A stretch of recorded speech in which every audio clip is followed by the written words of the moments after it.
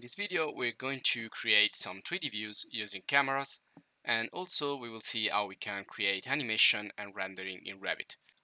So in the previous lesson, we learned how to create schedules, and we saw how we can work with data and information in Revit. So we saw basically how we can take advantage of the database, so how everything is connected to a database.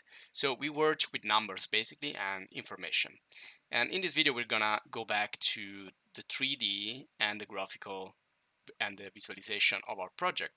So we went through all these different parts of the software, starting from the technical views and then these schedules for management and for the control and monitoring of our project. So let's close everything here and let's start to do something more entertaining.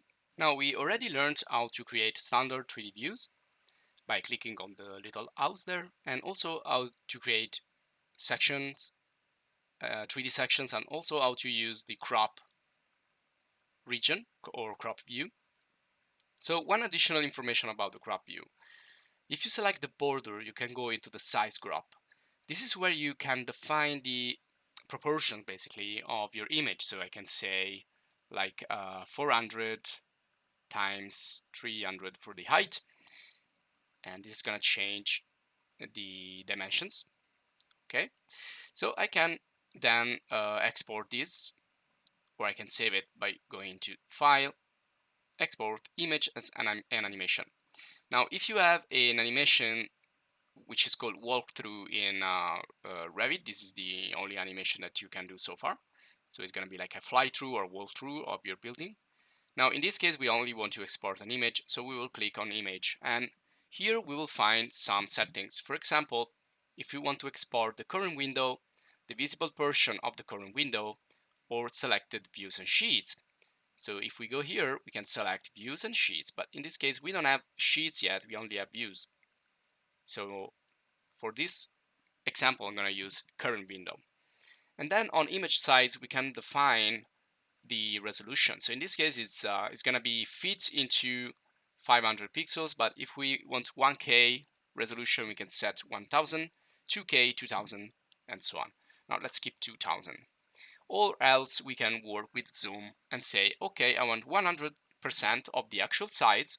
So it's going to be the sides that we defined before, but I want to increase the quality from here by saying, okay, this is going to be like 300 pixel per inch, so it's pretty high resolution.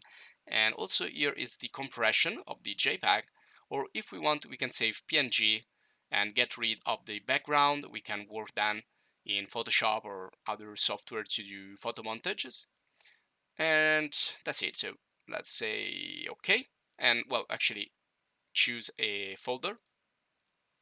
So in this case, I will use my project folder, and I'm saving things here into this folder called views, and save this as standard 3D 2.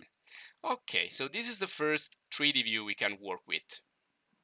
Now you can see that it's taking just a little bit of time, and this is not a render. This is just a simple realistic image. Now we can enhance that by using the shadows. It's gonna look a little bit better. And also I will show you some extra features later, but let's see the image. Okay, these are a couple of images that I've saved just to show you that quality is gonna look way better when you actually export and use a lot of pixels. So this is the one that we just exported. If I double click, I can zoom in here. You can see that there are many details and there's the pixels there, but looking from a distance, it looks pretty nice. It looks more defined than the ones that we see in Revit, of course. Now right click and do properties and go to details. Here you're gonna see the actual dimensions in pixels, height and width. Okay, now let's start to create some views using cameras, so some actual perspective views. Now to do that, I need to switch into a ground floor.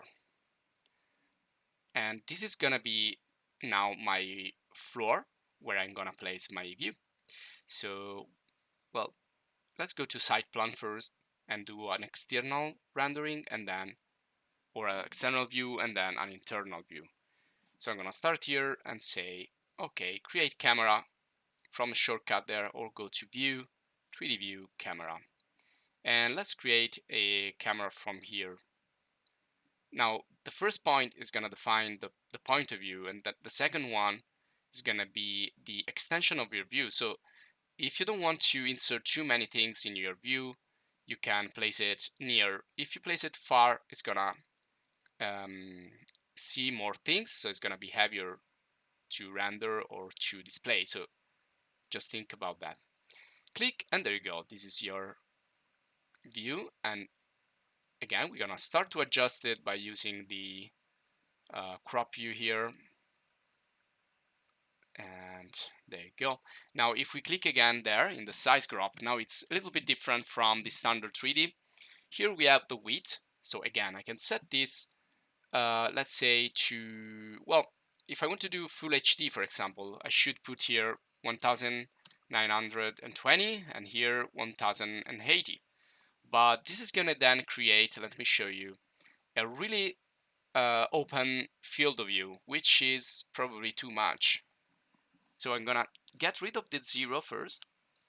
And again, this is the size of the crop.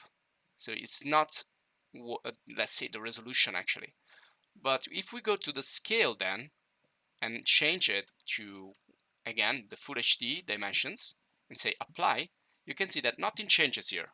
So with this one here, I'm actually defining the field of view. With this other one, we are defining the height and width. That is gonna be later. So Full HD actually it's a format that we use in digital media, but we can use it as a proportion here for our renderings or views. Now we can change this and use hidden line.